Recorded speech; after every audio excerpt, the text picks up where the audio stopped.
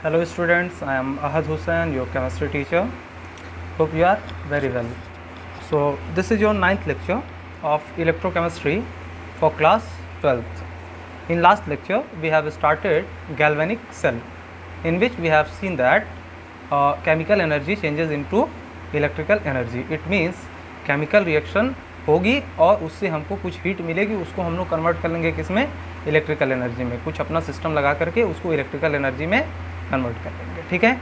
उसके बाद हमने देखा कि ये जो गैल्वेनिक सेल होती है, इसमें जो केमिकल एनर्जी इलेक्ट्रिकल एनर्जी में चेंज हो रही है, ये एक स्पॉन्टेनियस फेनोमेना है। इसमें स्पॉन्टेनियस रेडॉक्स रिएक्शन होता है, जिसका डेल्टा जी यानी गिब्स फ्री एनर्जी चेंज क्या होता है, नेगेटिव होता है। तो इतनी बातें अगर आप लोगों को नहीं समझ में आई तो बस इतना समझिए कि जो इलेक्ट्रोलाइटिक सेल था वहाँ पे इलेक्ट्रिकल एनर्जी को केमिकल एनर्जी में चेंज किया जा रहा था, यानी कि बैटरी से हम एनर्जी दे रहे थे और कोई रिएक्शन जो नहीं होना चाहिए था अपने आप वो हो जा रही थी, मतलब नॉन स्पॉन्टेनियस रिएक्शन वहाँ हो रही थी, ठीक है। यहाँ पे क्या है, रिएक्शन अपने आप होना चाहेगी और हीट निकालेगी, मतलब एक्सोथर्मिक रिएक्शन होगी, ठीक है ना। तो उस हीट का हम क्या करेंगे, उस हीट का यूज कर लेंगे इलेक्ट्रिकल एनर्जी बनाने में, ठीक है ना।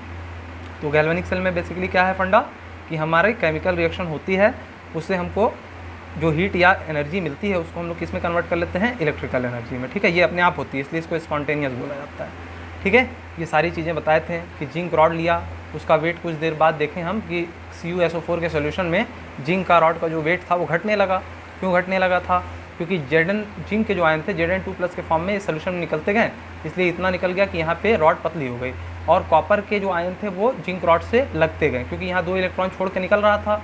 जिंक जो है 2+ के फॉर्म में निकल रहा था, 2 इलेक्ट्रॉन इसी प्लेट पे छोड़ दे रहा था, वही Cu2+ 2 इलेक्ट्रॉन लेने गया और इससे चिपक गया, मतलब यहाँ पे क्या हो गया, अक्यूमुलेट हो गया, ठीक है ना। चलिए, तो यहाँ पे कॉपर के हम लोगों को क्या मिल रहा था, रेडिश ब्राउन कलर का PPT मिल रहा था, ठीक है। और जिंक की रॉड पतली हो गई थी। सोल्यूशन में अब किसके आयन हो गए, ZnSO4 के। बात समझ में आ रही है, ये रिएक्शन होने के बाद। और साथ ही साथ हमने देखा था कि ब्लू कलर का कॉपर सल्फेट का जो सोल्यूशन था वो फेड हो गया, मतलब उसका कलर जो है कलरलेस बनने लगा, है ना। और एक ऑब्जर्वेशन और देखा था, जिंक रॉड पतली हो गई, कलर फेड हो गया और रेडिश ब्राउन कलर का यहाँ पे PPT दिख रहा था, है ना। और साथ ही साथ इसका टेम्परेचर कुछ बढ़ गया। अब इसी टेम्परेचर जो बढ़ गया, अपने आप ये रिएक्शन हुई, जिंक का जो है कॉपर सल्फेट के साथ रिएक्शन करके जिंक सल्फेट प्लस कॉपर को अलग कर दिया। इस प्रोसेस के दौरान हीट रिलीज़ हुई, उसी हीट को हम लोग यूज करेंगे इस गैल्वेनिक सेल में, ताकि हम लोग इलेक्ट्रिकल एनर्जी बना सकें, इसी का यूज करेंगे, ठीक है। फिर हमने समझाया कि ये इसका कंस्ट्रक्शन पार्ट है। देखिए इस तरीके से होता है, यहाँ पे कोई बैटरी हमने नहीं लगाई है, ठीक है ना। कोई बैटरी, देखिए इलेक्ट्रोलाइटिक सेल में यहाँ बैटरी होती थी, इसमें कोई बैटरी नहीं है। यहाँ पे अब 2 कंटेनर लिया। पिछली बार ये जो है एक ही कंटेनर का प्रोसेस है, ये थोड़ी देर पहले का है, ये थोड़ी देर बाद की इस कंडीशन है, उसको मैंने दिखाया था। ये जो है 2 अलग अलग कंटेनर लिया। अब उस हीट का हम लोग यूज कर लेंगे। कैसे यूज कर लेंगे, देखिए यहाँ पे हमने जिंक का रॉड लिया एक साइड कॉपर की रॉड ली। यहाँ पे ZnSO4 यानी जिंक सल्फेट का सोल्यूशन लिया, यहाँ कॉपर सल्फेट का, मतलब जिस चीज़ का रॉड ले रहे हैं उसी के सल्फेट के सोल्यूशन में डिप कर दे रहे हैं। यानी कॉपर की रॉड है कॉपर सल्फेट, जिंक की रॉड है जिंक सल्फेट। फिर क्या होगा बच्चों, यहाँ से जिंक निकल के सोल्यूशन में जाने लगेंगे, जिंक 2+ के फॉर्म में, है ना। और कॉपर 2+ जो है वो क्या करेगा, यहाँ पे आने लगेगा। क्यों आएगा, क्योंकि Zn2+ यहाँ पे जब जाएगा तो 2 इलेक्ट्रॉन इस पर छोड़ देगा, वही 2 इलेक्ट्रॉन इस पाथ पे ट्रैवल करेंगे और यहाँ पहुँचेंगे। यहाँ पे इस रॉड पे इलेक्ट्रॉन मतलब पहुँचेंगे, क्योंकि ये नेगेटिव ये पॉजिटिव हो जाएगा, तो नेगेटिव से पॉजिटिव की तरफ इलेक्ट्रॉन जाते हैं। और यहाँ पे इलेक्ट्रॉन आएगा, उसको कॉपर 2+ लेने जाएगा और कॉपर के फॉर्म में, मतलब कॉपर 2+ से कॉपर के फॉर्म में यहाँ पे लग जाएगा। यानी यहाँ जिंक निकल रहा है और यहाँ पे कॉपर डिपॉजिट हो रहा है। बात समझ में आ रही है। अब इससे ये क्यों लगाए हैं, क्या, ताकि बीच में एक अप्लायंस लगाने से ये पता चले कि इलेक्ट्रॉन का फ्लो हो रहा है कि नहीं हो रहा है। तो बीच में हमने बल्ब लगा दिया और देखा कि बल्ब ग्लो करने लगा, जलने लगा, ठीक है। इलेक्ट्रॉन इधर गया, बल्ब जला, तो करंट की डायरेक्शन उल्टी होती है इलेक्ट्रॉन की डायरेक्शन से। नेगेटिव चार्ज इधर मूव करता है, करंट की डायरेक्शन उसकी अपोजिट होती है।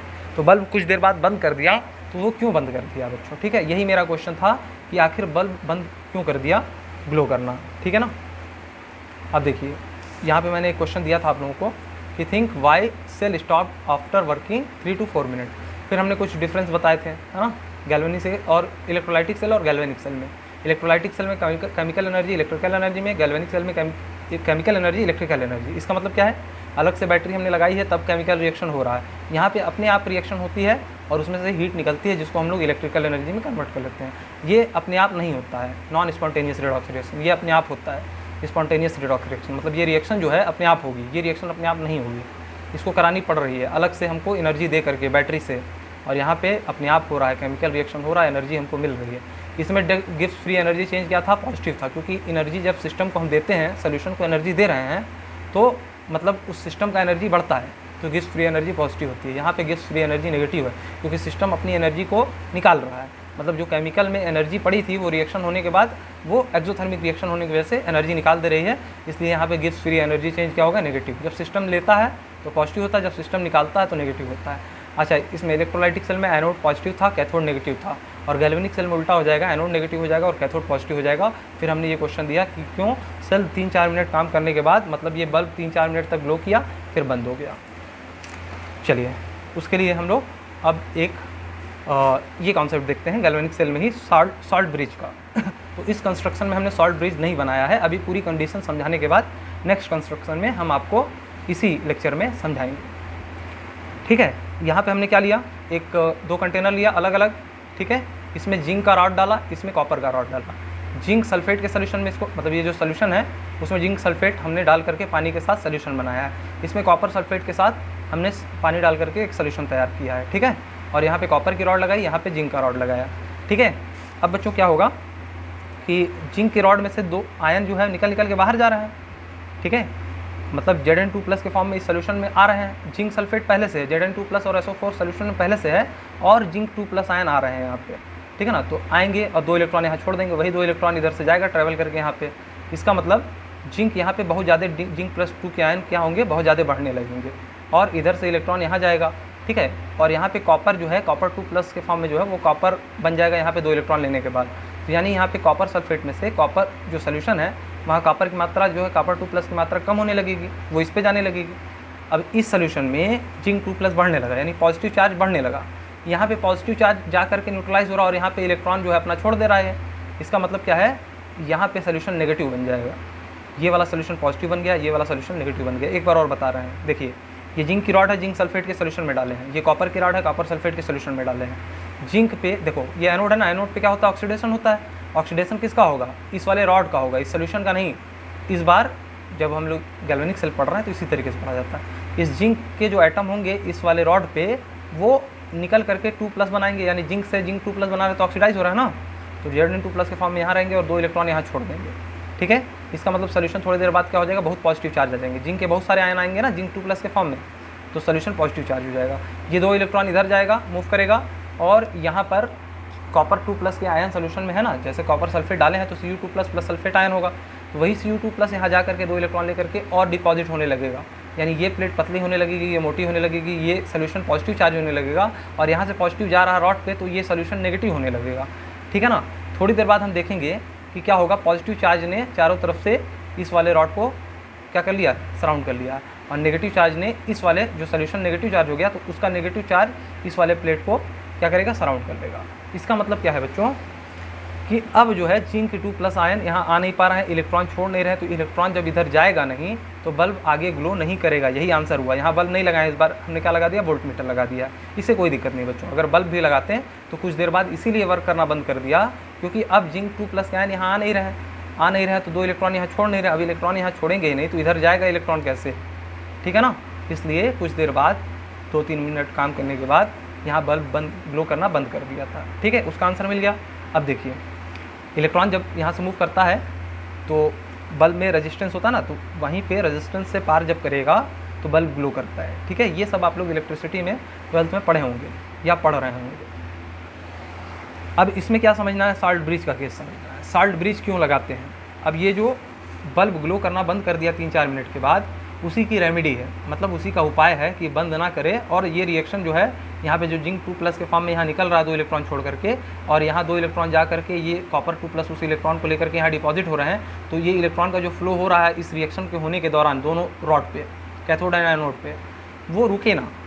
अगर रुक जाएगा इलेक्ट्रॉन फ्लो करना रुक जाएगा, अगर ये रिएक्शन रुक जाएगी तो इलेक्ट्रॉन नहीं बनेगा, इलेक्ट्रॉन निकलेगा नहीं जिंक से, और वो इधर जाएगा नहीं, रिएक्शन रुक जाएगी, है ना। और हम जानते हैं कि एनोड पे क्या होता है, ऑक्सीडेशन होता है, तो ऑक्सीडेशन इस बार सोल्यूशन में नहीं होगा, जिंक रॉड में से 2 जो जिंक है जिंक 2+ के फॉर्म में निकलेगा, तो जिंक का ऑक्सीडेशन हो गया। यहाँ कॉपर 2+ के फॉर्म में है, 2 इलेक्ट्रॉन यहाँ ले रहा, कॉपर बन रहा, तो यहाँ कॉपर का रिडक्शन हो गया, बात समझ में आ गई। चलिए, as zinc goes in solution, है ना, एज Zn+, मतलब जिंक जो है ये एज नहीं लिखना है, zinc goes in solution as Zn+, यहाँ से जिंक की रॉड से जिंक जा रहा है Zn2+ के फॉर्म में और 2 इलेक्ट्रॉन यहाँ छोड़ दे रहा है। The concentration of Zn2+ increases. अच्छा आप देखिए, यहाँ पे जब हमने सिर्फ सोल्यूशन लिया था, रॉड वोड नहीं लगाया था, तो ZnSO4 का जिंक सल्फेट का सोल्यूशन जो बनाया था, तो कंसनट्रेशन किसकी किसकी रहेगी, कुछ मात्रा Zn2+ की टूटेगी, कुछ मात्रा SO4 की टूटेगी, यानी जितना जिंक 2+ होगा उतना ही SO4 होगा, बराबर होगी ना कंसनट्रेशन इनिशियल में। जैसे ही रॉड बना कर लगा करके ये सिस्टम चलाएं, कनेक्शन अपना पूरा किए, तो जिंक 2+ के फॉर्म में सोल्यूशन में आने लगे, यानी कि अब जिंक 2+ की कंसनट्रेशन सल्फेट आयन से बढ़ जाएगी। और यहाँ क्या हो रहा है, कॉपर सल्फेट की सोल्यूशन में Cu2+ का कंसनट्रेशन और सल्फेट का सोल्यूशन पहले बराबर था, अब कॉपर के जो 2+ आयन है वो रॉड पे जाने लगे, यानी कॉपर जो है घटने लगा, Cu2+ का कंसनट्रेशन, यानी यहाँ पे कंसनट्रेशन घटेगा। अब यहाँ समझिए, इनिशियली क्या था, Zn2+, एक बार और समझाते हैं, जिंक रॉड है, जिंक सल्फेट का सोल्यूशन है, कॉपर का रॉड है, कॉपर सल्फेट सोल्यूशन है, ठीक है। अब देखिए, जितना जिंक यहाँ पे था Zn2+ के फॉर्म में उतना ही सल्फेट आयन था, जितना कॉपर 2+ था उतना ही सल्फेट आयन था शुरू में। जब ये सिस्टम बैठा दिए तो अब जिंक 2+ यहाँ आ रहा है, कॉपर 2+ यहाँ जा रहा है, ठीक है। जिंक 2+ यहाँ बढ़ता जा रहा है सोल्यूशन में और कॉपर 2+ इस वाले कंटेनर में घटता जा रहा है। तो जिंक 2+ का जो कंसनट्रेशन था इनिशियल, वो कंसनट्रेशन सल्फेट के बराबर था। कब, जब सिर्फ और सिर्फ सोल्यूशन हमने लिया था ZnSO4 का, जिंक सल्फेट का सोल्यूशन जब हम लोगों ने लिया था। अब क्या हुआ, जिंक निकल करके 2 इलेक्ट्रॉन यहाँ छोड़ करके Zn2+ के फॉर्म में आ रहा। तो देखिए, जिंक जो है यहाँ से निकला, Zn2+ के फॉर्म में यहाँ आया सोल्यूशन में, और 2 इलेक्ट्रॉन रॉड पे छोड़ दिया, तो ये रिएक्शन हो गई। और कंसनट्रेशन इक्वल थी शुरू में, जिंक 2+ की सोल्यूशन में और ZnSO4 की जो कंसनट्रेशन थी वो इक्वल थी। अब क्या होगा, Zn2+ की जो कंसनट्रेशन है वो बढ़ने लगेगी। आफ्टर रिएक्शन क्या हो जाएगा, मतलब जब ये Zn2+ आ गया, वो रिएक्शन हो गई ना, हाफ रिएक्शन, तो आफ्टर रिएक्शन Zn2+ की कंसनट्रेशन ग्रेटर हो गई सल्फेट आयन की। सल्फेट तो नहीं आ रहा कहीं से, सिर्फ Zn2+ आ रहा है। बात समझ में आई। तो सोल्यूशन कैसा बन जाएगा, पॉजिटिव बन जाएगा। और रॉड कैसी होती जाएगी, रॉड पे 2 इलेक्ट्रॉन छोड़ेगा, नेगेटिव हो जाएगा रॉड, और नेगेटिव चार्ज इस पे आ जाएगा, वही इलेक्ट्रॉन इधर जाएगा, ठीक है। तो इधर क्या हो रहा है, ये देखिए, ये दो कंटेनर है, एक ए है कंटेनर, एक बी है। सेपरेट करने के लिए आपको बता दिया, ये एक कंटेनर नहीं है, ये 2 कंटेनर अलग अलग है, ठीक है। ये अलग है, ये अलग है, वो तो आप जान ही रहे होंगे, क्योंकि जिंक की रॉड है यहाँ पे, यहाँ कॉपर की रॉड है, तो आपको दिख ही रहा अलग है। तो इनिशियल कंसनट्रेशन क्या था इसका, कॉपर 2+ का कंसनट्रेशन, जितना कॉपर 2+ था उतना ही सल्फेट आयन था। फिर क्या देख रहे हैं हम कि कॉपर 2+ गया, रॉड पे 2 इलेक्ट्रॉन लिया और कॉपर में कन्वर्ट हो गया। इसका मतलब कॉपर का रिडक्शन हो गया, और रिएक्शन के बाद जब ये कॉपर 2+ 2 इलेक्ट्रॉन लेकर के कॉपर बनाएगा, तो आफ्टर रिएक्शन Cu2+ की कंसनट्रेशन घट जाएगी सल्फेट से ना। इनिशियल क्या था, कॉपर 2+ सल्फेट के बराबर था कंसंट्रेशन में, जैसे ही कॉपर 2+ निकलने लगा, कॉपर सल्फेट की जो कंसंट्रेशन है वो घटने लगी। तो सोल्यूशन कैसा बन जाएगा बच्चों, नेगेटिव बन जाएगा। यहाँ से पॉजिटिव जाने लगा तो सोल्यूशन में नेगेटिव ही तो बचेगा, वही क्या करेंगे, चारों तरफ से सराउंड कर रहे हैं, इस पर पॉजिटिव चारों तरफ सराउंड करेगा, इस पर नेगेटिव चारों तरफ से सराउंड करेगा। बात समझ में आ रही है। चलिए, अब ए पे क्या हो रहा है, ए कौन है, ये वाला container. After some time Zn2+ from zinc rod will not go into solution. अब जिंक 2+ के फॉर्म में सोल्यूशन में नहीं आएगा कुछ देर बाद, ठीक है ना। क्यों नहीं आएगा, देखिए, ठीक है। तो positive charge will surround zinc rod, क्यों नहीं आएगा, क्योंकि जो पॉजिटिव चार्ज है वो जिंक रॉड को अब सराउंड कर लिए। तो अब Zn2+ के फॉर्म में निकलना चाहेगा तो पॉजिटिव रिपेल नहीं करेगा, तो ये निकलने ही नहीं देगा जिंक 2+ के फॉर्म में, है ना। और यहाँ क्या होगा, देखिए, अब कॉपर 2+ यहाँ पे जाना चाह रहा है ना। तो एनोड पर तो आप समझ गए, एनोड पर अब जिंक 2+ के फॉर्म में आ नहीं पाएगा, क्योंकि पॉजिटिव चार्ज यहाँ पे सराउंड कर लिया है और अपोज कर रहा है, ठीक है। और बी यानी कि कैथोड पे क्या हो रहा है, Cu2+ will not go to copper rod. Copper rod पे अब Cu2+ नहीं जाएगा कुछ देर बाद। क्यों नहीं जाएगा, because negative charge will surround Cu rod, मतलब ये रॉड जो है उसको नेगेटिव चार्ज ने सराउंड कर लिया है, ठीक है ना। तो फ्लो ऑफ इलेक्ट्रॉन स्टॉप्ड हो जाएगा। अच्छा, यहाँ पे क्यों स्टॉप हो गया, अब बच्चों देखो, यहाँ पे नेगेटिव है ना, और यहाँ पे इलेक्ट्रॉन है, इलेक्ट्रॉन रिपेल करेंगे, और ये जो है इलेक्ट्रॉन इसको क्या करेगा, अट्रैक्ट करेगा। मतलब ये नेगेटिव चार्ज इतने ज़्यादा हैं कि इस कॉपर 2+ को यहाँ जाने ही नहीं दे रहे हैं, बीच में रोक ले रहे हैं, अपने अट्रैक्शन फोर्स से इसको रोक ले रहे हैं। बात समझ में आ गई बच्चों, ठीक है ना। अब क्या हो जाएगा, सेल कर देगा स्टॉप, वर्किंग जो है 3-4 मिनट बाद बंद हो जाएगी। जितना निकलना था निकल चुका। अब जब इकट्ठा हो गया पॉजिटिव इधर, नेगेटिव इधर इकट्ठा हो गया, तो ना ही इससे जिंक 2+ आ पा रहा है, ना ही यहाँ Cu2+ इस रॉड पे जा पा रहा है, तो मतलब यहाँ पे जब जिंक 2+ आएगा ही नहीं तो इलेक्ट्रॉन छोड़ेगा नहीं, तो ये इलेक्ट्रॉन इधर मूव कैसे करेंगे, फिर रुक जाएगी रिएक्शन। बात समझ में आई। अब इसी के लिए हम लोग क्या करेंगे, सॉल्ट ब्रिज का केस देखेंगे। तो फाइनली क्या कंक्लूजन निकला इसका कंक्लूजन क्या निकला, electrical neutrality of solution is vanished. क्या हो जाएगी, जो ZnSO4 और CuSO4 बराबर था तो इलेक्ट्रिकली न्यूट्रल था ना सोल्यूशन, जितना पॉजिटिव था उतना ही नेगेटिव यहाँ था, जितना पॉजिटिव था उतना ही नेगेटिव यहाँ था।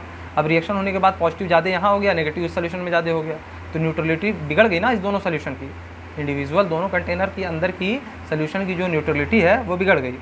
एंड सेल स्टॉप वर्किंग, तो क्या कर दिया, सेल ने स्टॉप कर दिया वर्किंग। बात समझ में आ गई होगी, 3 बार आंसर कर चुके हैं। वाई सेल स्टॉप्ड वर्किंग, ये क्वेश्चन था ना मेरा। Think why cell stopped after working 3 to 4 minutes, सोचो। ठीक है, बात ये समझ में आ गई क्यों स्टॉप कर दिया, क्योंकि भाई यहाँ पॉजिटिव घेर लिया, यहाँ पे नेगेटिव घेर लिया। अब ये जिंक 2+ निकल नहीं रहा, 2 इलेक्ट्रॉन छोड़ नहीं रहा, 2 इलेक्ट्रॉन छोड़ नहीं रहा, तो 2 इलेक्ट्रॉन यहाँ से आएंगे नहीं और यहाँ पे बल्ब लगाएंगे तो जलेगा नहीं।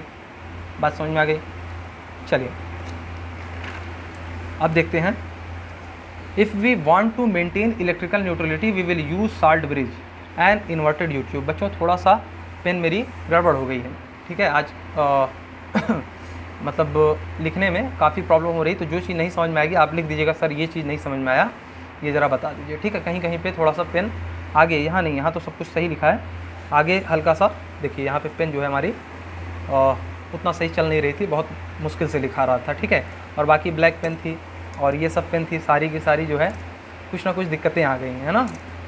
तो इतना आप लोग समझ रहे होंगे, अगर थोड़ा बहुत पढ़ने में दिक्कत होगी तो मैं पढ़ के बता भी रहा हूँ, ठीक है। If we want to maintain electrical neutrality we will use salt bridge and inverted U tube.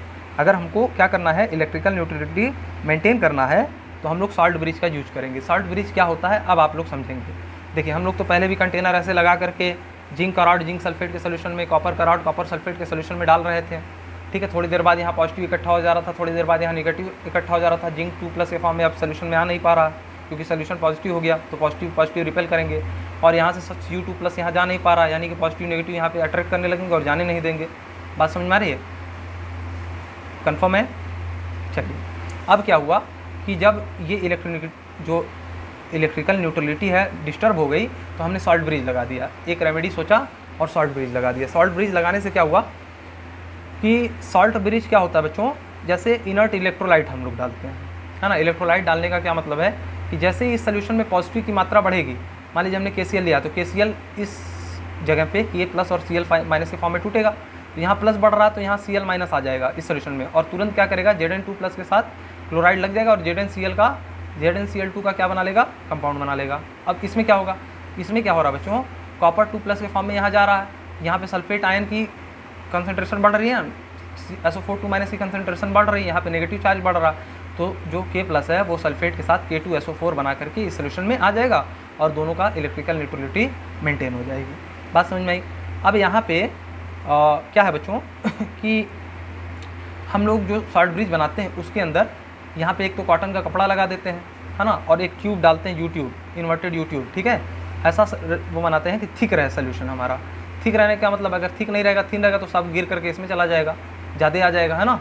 तो क्या होगा, जितनी ज़रूरत होती है उतना ही आयन इसमें आता है, उतना ही आयन, यानी इसमें प्लस आयन इतना ही आएगा जितना सल्फेट आयन को हमको न्यूट्रलाइज करना होगा, उतना ही Cl- इधर आएगा जितना Zn मतलब Zn2+ यहाँ पे ज़्यादा होगा सोल्यूशन। क्लियर है। एक बार और देखिए, सॉल्ट ब्रिज क्या होता है बच्चों, जब इलेक्ट्रिकल न्यूट्रलिटी डिस्टर्ब हो गई और इलेक्ट्रॉन का फ्लो रुक गया। क्यों रुक गया, क्योंकि यहाँ जो Zn2+ बढ़ गया, यहाँ पे SO4 बढ़ गया, तो यहाँ पॉजिटिव चार्ज हो गया ज़्यादा, यहाँ पे नेगेटिव चार्ज ज़्यादा हो गया, तो इसको न्यूट्रलाइज कर दिया जाए तो फिर से जो है यहाँ पॉजिटिव खत्म हो जाएगा ज़्यादा, फिर क्या होगा, Zn2+ आ पाएंगे और 2 इलेक्ट्रॉन फिर से छोड़ पाएंगे, ठीक है। तो उसको करने के लिए हमने एक इन्वर्टेड यू ट्यूब का हमने सॉल्ट ब्रिज बनाया, उसको कॉटन के कपड़े से बंद कर दिया, और थिक हमने एक अगर का पेस्ट डाल दिया, है ना, या जो मतलब जेली फॉर्म में हमने कोई इनर्ट इलेक्ट्रोलाइट ले लिया। इनर्ट इलेक्ट्रोलाइट मतलब ये जो रॉड होती है उसके अकॉर्डिंग हमको इलेक्ट्रोलाइट लेना पड़ता है, अभी मैं इसको भी समझाऊंगा, ठीक है। बस ये समझिए कि हमको यहाँ पे क्या काम है कि जो प्लस है वो माइनस वाले को न्यूट्रलाइज करे सोल्यूशन को, जो माइनस है वो प्लस वाले सोल्यूशन को न्यूट्रलाइज कर दे, मतलब ज़्यादा प्लस ना होने दे और यहाँ ज़्यादा नेगेटिव ना होने दे, ठीक है, बराबर कर देगा। तो फिर से जो है ये रिएक्शन जो चल रही थी, Zn2+ के फॉर्म में आ रहा था, 2 इलेक्ट्रॉन छोड़ रहा था, वही 2 इलेक्ट्रॉन यहाँ जाएगा, Cu2+ फिर से जा करके 2 इलेक्ट्रॉन ले लेगा, जो सल्फेट आयन बचेगा उसको K+ आ करके K2SO4 बना करके रुक जाएगा, और यहाँ पे जो पॉजिटिव बढ़ रहा है Zn2+, उसको Cl-2 आ करके, 2 Cl- आ करके ZnCl2 बना करके इस सोल्यूशन में न्यूट्रलाइज हो जाएंगे। अब साल्ट ब्रिज क्या होता है देख लो बच्चों एक बार। Salt bridge is an inverted U tube, एक इन्वर्टेड यू ट्यूब है, यू के फॉर्म में रहता है। अब इसको मैंने कुछ ऐसा बना दिया है, आप ऐसे यूट्यूब समझ लीजिएगा, ठीक है। यूट्यूब वो जिससे पढ़ रहे हैं वो यूट्यूब नहीं, यू है, यू शेप का है और एक ट्यूब है, उसके अंदर हमने क्या डाला है, जेली फॉर्म में इलेक्ट्रोलाइट डाला है ना, ठीक।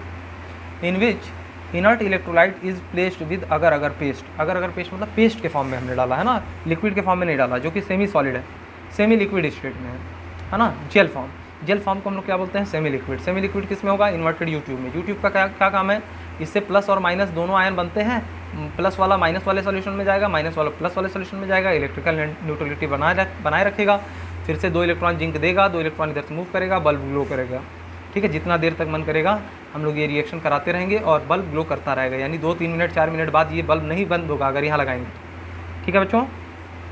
चलिए एग्जाम्पल देख लीजिए, इलेक्ट्रोलाइट कौन कौन से हो सकते हैं, KCl हो सकता है, KNO3 हो सकता है, NaNO3 हो सकता है, NH4 मतलब अमोनियम नाइट्रेट हो सकता है, अमोनियम क्लोराइड हो सकता है, सोडियम नाइट्रेट, पोटेशियम क्लोराइड, कोई भी हम लोग किसी का भी पेस्ट बना करके जेली फॉर्म में इस वाले यूट्यूब में रख सकते हैं, और यही हमारा सॉल्ट ब्रिज कहलाता है, ठीक है बच्चों। अच्छा, वर्किंग ऑफ सॉल्ट ब्रिज क्या है, it complete the circuit and maintain the flow of electron. मतलब ये क्या कर रहा है, अब यहाँ से इलेक्ट्रॉन जा रहे हैं, यहाँ न्यूट्रलाइज हो जा रहा है, मतलब ये देखिए पूरा सर्किट कंप्लीट हो गया। जिसने इलेक्ट्रिसिटी थोड़ा पढ़ा होगा उसको ये समझ में आ रहा होगा कि सर्किट कंप्लीट करना कितना इंपॉर्टेंट है।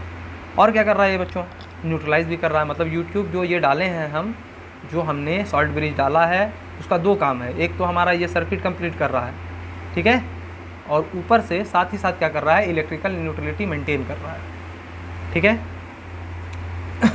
अच्छा, इट आल्सो रिड्यूसेस, देखिए 2 पॉइंट तो हो गया।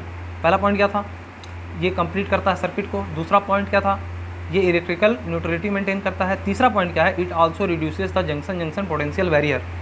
अब इसको जिसने समझ लिया, समझ लीजिए बहुत ही बेहतरीन कॉन्सेप्ट समझ लिया। तो इसको मैं थोड़ा सा आज समझाऊंगा और थोड़ा सा नेक्स्ट लेक्चर में समझाऊंगा। 2 पार्ट में करके समझेंगे आप, तो जंक्शन पोटेंशियल पूरी तरीके से अच्छे से समझ में आ जाएगा, ठीक है।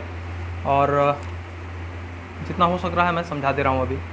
चलिए एक बार में भी समझ सकते हैं, आप लोग के ऊपर है, लेकिन ये सब थोड़ा कॉम्प्लिकेटेड टॉपिक्स होते हैं। अगर एक बार में नहीं समझ में आएगा तो कल दूसरे तरीके से एक बार और इस लेक्चर मतलब इसी टॉपिक को कहीं और पे यूज है, दूसरे मतलब नेक्स्ट लेक्चर में भी वहाँ भी समझा दूंगा। It also reduces the junction potential barrier. अब ये क्या है, अच्छा, इलेक्ट्रिकल पोटेंशियल क्या होता है बच्चों, EMF, इलेक्ट्रोमोटिव फोर्स। मतलब इलेक्ट्रॉन एक तरफ से दूसरी तरफ जाना चाह रहा है, वो क्यों जाना चाह रहा है, क्योंकि यहाँ दोनों पे पोटेंशियल डिफरेंस है, इसलिए यहाँ पे कुछ फोर्स लगता है और उसी फोर्स को क्या बोलते हैं, इलेक्ट्रोमोटिव फोर्स, EMF बोलते हैं। समझ में आया, पोटेंशियल, इसका अलग पोटेंशियल होगा, इसका अलग पोटेंशियल होगा। रॉड यहाँ से इलेक्ट्रॉन निकल के जाना चाहेगा, क्यों जाएगा बच्चों, क्योंकि यहाँ पे पोटेंशियल डिफरेंस है। पोटेंशियल डिफरेंस जब होता है तो चार्ज का फ्लो होता है, ठीक है ना।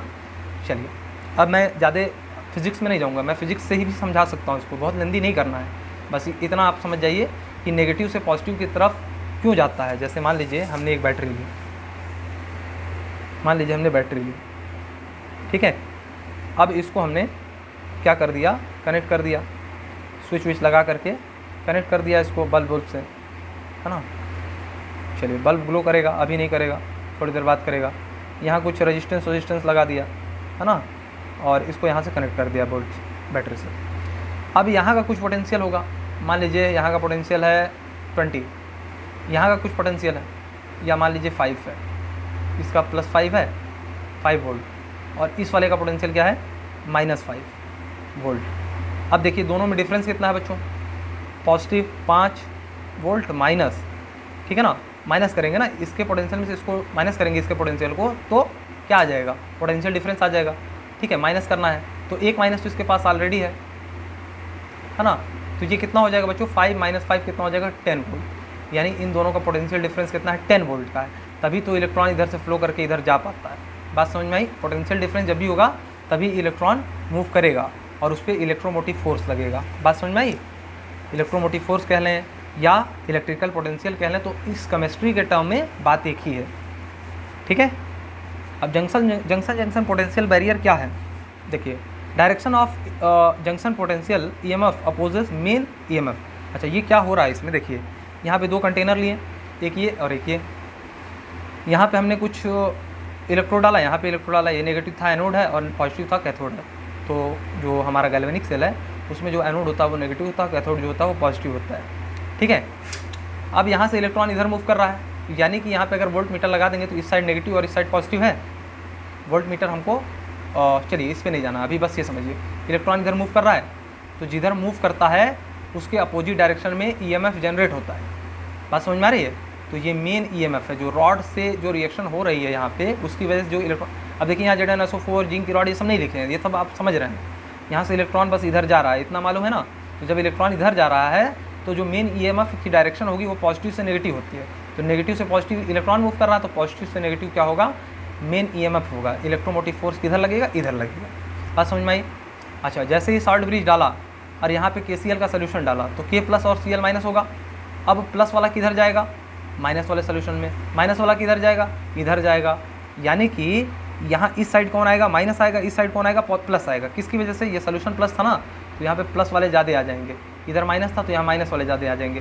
तो प्लस यहाँ पे है, माइनस यहाँ पे है, और चार्जेज का जब सेपरेशन होता है तो पोटेंशियल डिफरेंस जनरेट होता है ना, इलेक्ट्रिकल पोटेंशियल जनरेट होता है। उसी को हम लोग क्या बोलते हैं, ईएमएफ। इलेक्ट्रोमोटिव फोर्स किधर होगा, मान लीजिए ये पॉजिटिव है और ये नेगेटिव है। ये जो हमने जेल फॉर्म में क्या लिया था, अगर का पेस्ट या जो KCl इलेक्ट्रोलाइट लिया था यूट्यूब के अंदर, उसमें भी तो कुछ चार्जेज का सेपरेशन आ जाएगा पॉजिटिव नेगेटिव के बीच में, क्योंकि पॉजिटिव जो है यहाँ से समझिए, यहाँ से पॉजिटिव वाला जो है यहाँ इकट्ठा होगा, यहाँ नेगेटिव वाला यहाँ इकट्ठा होगा, ठीक है ना। तो इस सोल्यूशन के नेगेटिव होने की वजह से यहाँ पे नेगेटिव ज़्यादा आ जाएगा, यहाँ पॉजिटिव होने के लिए यहाँ पॉजिटिव ज़्यादा आ जाएगा। अब पॉजिटिव से नेगेटिव क्या होता है, डायरेक्शन होता है ईएमएफ का, बस ये मेन है। यानी कि इलेक्ट्रोमोटिव फोर्स इसका, जो हमारा इलेक्ट्रोलाइट है, जो हमारा सॉल्ट ब्रिज है, उसका इलेक्ट्रोमोटिव फोर्स इधर है, और जो हमारा ओरिजिनल रॉड है, दो रॉड के बीच में हमारा जो इलेक्ट्रोमोटिव फोर्स जनरेट हो रहा है वो इधर हो रहा है। मतलब मेन तो इधर हो रहा है, इधर ज़्यादा होगा इधर कम होगा, लेकिन कुछ तो होगा। तो फोर्स इधर बनना चाहिए लेकिन उल्टी डायरेक्शन में भी बन रहा है, जिसकी वजह से कुछ हमारा एनर्जी का लॉस हो रहा है, ठीक है। When separation of charge occur EMF generated from positive to negative. बात समझ में आई? पॉजिटिव से नेगेटिव की तरफ, पॉजिटिव से नेगेटिव की तरफ ईएमएफ जनरेट होता है। ये वाला सॉल्ट ब्रिज के अंदर थोड़ा कम होगा ईएमएफ, और इस वाले में मेन वाला जो ईएमएफ है वो थोड़ा ज़्यादा होगा। तो रिजल्टेंट ईएमएफ क्या होगा, resultant EMF will be reduced, मतलब कम हो जाएगा ना। जो इधर से इधर ईएमएफ ज़्यादा बनना चाहिए वो इसकी वजह से कम हो जा रहा है, तो कितना कम हुआ। तो जो रिजल्टेंट ईएमएफ है, इलेक्ट्रोमोटिव फोर्स है ना, वो क्या हो जाएगा, ईएमएफ ऑफ दिस, है ना, यानी ईएमएफ ऑफ मेन ईएमएफ जो है, मेन इलेक्ट्रोमोटिव फोर्स है, माइनस ईएमएफ ऑफ दिस, तो ईएमएफ ऑफ जंक्शन, इसी को जंक्शन पोटेंशियल बैरियर जो हम कह रहे थे वही है ये, ठीक है ना। ये माइनस करेंगे तब इतना फोर्स हमको मिल पाएगा, उसी हिसाब से बैटरी वर्क करेगी मेरा, ये मतलब हमको एनर्जी मिलेगी, इलेक्ट्रिकल एनर्जी उतना हम बना सकते हैं। तो कम हो गया ना, ले दे के मेरा नुकसान हो रहा है ये सॉल्ट ब्रिज लगाने से। एक तो फ़ायदा हो रहा है कि इलेक्ट्रिकल न्यूट्रलिटी मेंटेन हो रही है, काफ़ी देर तक के लिए बल्ब ग्लो कर सकता है। साथ ही साथ क्या नुकसान हो रहा है कि यहाँ पे हमारा कुछ एनर्जी लॉस हो जा रहा है, सारी एनर्जी को हम लोग यूटिलाइज़ नहीं कर पा रहे हैं। और वैसे भी बच्चों हम लोग सारी की सारी एनर्जी को यूज नहीं कर पाते हैं, ज़्यादातर एनर्जी हमारी क्या होती है, वेस्ट हो जाती है, ठीक है। यह आप लोग इलेक्ट्रिसिटी में 12th में ही पढ़ेंगे। To reduce this loss we use KCl and inert electrolyte in salt bridge. तो हम रिड्यूस करने के लिए इस जंक्शन पोटेंशियल बैरियर को रिड्यूस करने के लिए क्या करेंगे, इस हमारी जो एनर्जी का लॉस है उसको मेंटेन करने के लिए हम KCl डालते हैं यहाँ पे। ये प्लस और माइनस क्यों आया था, KCl की वजह से नहीं आया था, ये प्लस इसकी वजह से आया था, सॉरी इसकी वजह से आया था, और ये माइनस इसकी वजह से आया था। यहाँ इकट्ठा हो गया माइनस, यहाँ इकट्ठा हो गया पॉजिटिव, ठीक है। यही समझने का तरीका बच्चों, ठीक है। अभी समझाने के लिए मैं बहुत कुछ बोलूँ, लेकिन ज़्यादा कंफ्यूज कर देने से बढ़िया है कि थोड़ा सा आप कम समझिए, नेक्स्ट वाले में समझ लीजिएगा। अभी आगे एक बार और इसको अच्छे से समझाना है, ठीक है। तो ये पॉजिटिव क्यों आया यहाँ पे, इसकी वजह से, इस सोल्यूशन पॉजिटिव था इसलिए यहाँ पे पॉजिटिव जनरेट हो गया, है ना। यहाँ पे नेगेटिव जनरेट हो गया, इंड्यूस हो गया, ठीक है ना। अब यहाँ पे दोनों का चार्ज में सेपरेशन आया और जंक्शन पोटेंशियल जो है जंक्शन बैरियर जनरेट हुआ, जिसको हम लोग जंक्शन ईएमएफ बोल रहे हैं। वो हमारी एनर्जी को कम कर दे रहा है, क्योंकि हमारा मेन फोर्स इधर बनना चाह रहा है और ये घटा दे रहा है कुछ फोर्स को। उसकी रेमेडी क्या है, KCl डाल दीजिए यहाँ पे। KCl डालते ही हमारी सारी न्यूट्रलिटी यहाँ मेंटेन हो जाएगी, ना इधर माइनस बनेगा ना इधर प्लस बनेगा, और हमारा बल्ब काफ़ी देर तक ग्लो करेगा। तो समझ में आ गया होगा बच्चों जंक्शन पोटेंशियल बैरियर। और अगर नहीं समझ में आया तो बस इतना समझिए कि जो हमारा KCl जो इलेक्ट्रोलाइट होता है, जो सॉल्ट ब्रिज होता है, तो सॉल्ट ब्रिज का काम क्या है, पहला काम क्या था कि ये इलेक्ट्रिकल न्यूट्रलिटी मेंटेन कर रहा था, और दूसरा काम क्या था, ये वर्किंग मतलब सर्किट को कंप्लीट कर रहा था, तीसरा काम क्या था, ये रिड्यूस कर रहा था जंक्शन जंक्शन पोटेंशियल बैरियर। इतना समझ गए अभी के लिए बहुत है, परेशान मत होइए, वो मेरी जिम्मेदारी है कैसे समझाना है। एक बार में इलेक्ट्रोकेमिस्ट्री समझ में पूरी नहीं आती है ना, और थोड़े थोड़े कॉन्सेप्ट इसके कई बार आएंगे। जैसे आपका इलेक्ट्रोलाइटिक सेल आसान हो गया, वैसे ये भी आसान हो जाएगा, ये और आसान हो जाएगा। Properties of electrolyte in inverted U tube. अब यूट्यूब में प्रॉपर्टीज़ क्या होगी जो इलेक्ट्रोलाइट प्रेजेंट है। It must be inert and do not react with solution in half cell. अब ऐसा है बच्चों कि कभी भी ऐसा ना हो कि हम ऐसा इलेक्ट्रोलाइट ले लें कि जो सोल्यूशन में हमारा आयन बन रहा है उसके साथ रिएक्ट करके वो पीपीटी बना ले, प्रेसिपिटेट बना ले, नीचे बैठ जाए, है ना। Mobility of plus and minus ion of electrolytic field in inverted YouTube must be same. अब यहाँ पे हम जो ले रहे हैं, मान लीजिए यहाँ पे हम ऐसा कोई ले लें कि इसकी स्पीड तेज़ है, के प्लस की स्पीड तेज़ है माइनस में जाने की, और सी एल माइनस की स्पीड धीरे है, तो प्लस वाला तो जल्दी यहाँ आ जाएगा, माइनस वाला देर में यहाँ आएगा, तो इसका मतलब इलेक्ट्रिकल न्यूट्रलिटी फिर से क्या होगी, डिस्टर्ब होगी, ठीक है ना। तो जितनी स्पीड इसकी हो उतनी ही स्पीड इसकी हो, मतलब यहाँ से जितनी तेज़ से प्लस वाला आए उतनी ही तेज़ से माइनस वाला यहाँ से आ जाए, ठीक है, बात समझ में आ गई होगी। चलिए बहुत सिंपल वे में समझाता हूँ बच्चों।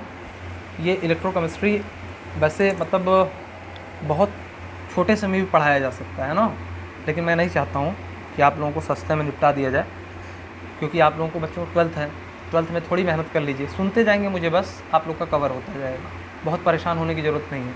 मैं चीज़ों को इतनी बार रिवाइज़ कराऊंगा, इतनी बार इस चीज़ों को एक ही बात को बताऊंगा अलग अलग तरीके से कि वो सब बैठ जाएगा दिमाग में। अभी लग रहा होगा सर ये क्या है, क्या अजीब सी चीज़ चल रही है, तो कुछ बच्चों को तो बहुत अच्छा लग रहा होगा, वो समझ रहे होंगे जो, और कुछ बच्चों को थोड़ा सा प्रॉब्लम हो रही होगी। तो बच्चों जिसको प्रॉब्लम हो रही है वो हार ना माने, जहाँ पे थोड़ा समझ में नहीं आता वहाँ एफर्ट ज़्यादा लगाना चाहिए, बस मेरा यही कहना है, ठीक है।